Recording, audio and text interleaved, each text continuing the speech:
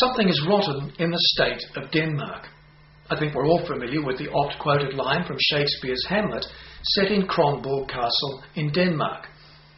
Today, I think many people in neighbouring Norway will be wondering where the rot, the cause of a major tragedy, lies in the heart of their nation.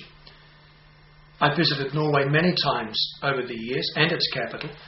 It's a nation blessed not only with great natural scenery, but with one of the highest standards of living in the world. It's also one of the most peace-loving nations on earth, so the tragedy there seems all the more horrific against that peaceful backdrop. Watching the British media cover the event, I've been stunned by how quickly pundits were looking for an Islamist fundamentalist faction to be behind these atrocities. How quickly we looked for a religious connection in acts of terror of this kind. Today, Norwegian police announced that they'd arrested a 32-year-old local man and charged him with both the bombing and the shooting in the youth camp outside of Oslo. As far as we know, he has strong right-wing political views, but as yet we don't know that he has any religious convictions at all or any connection to any religious group.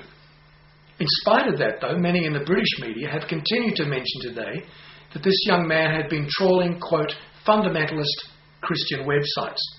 It's as if we just can't get past this idea that there must be a religious overtone in a terror attack of this kind. Thinking religion first in these cases obscures the fact that it's very often political ideology that lies at the heart of terror attacks, at least on the part of those who have the resources to carry them out. Sure, terrorist leaders, unscrupulous people, will often use religious terminology and ideas to promote the cause and to build a constituency, particularly among the poor and oppressed, for whom religion is just about the only source of hope and certainty in this life. At the root, though, for those at the top, it's political ideology that very often drives terror activities.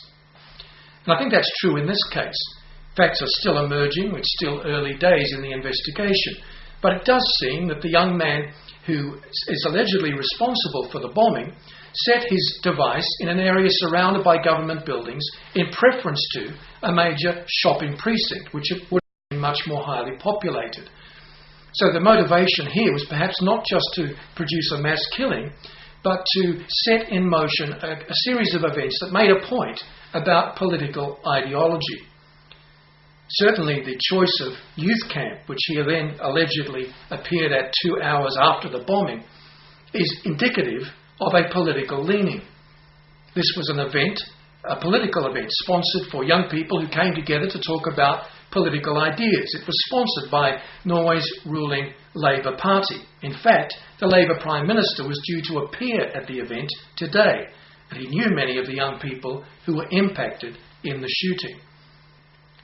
I think putting politics aside and just focusing on religion serves only to deny the power of religion to bring social cohesion and perhaps in the process prevent disasters of this kind.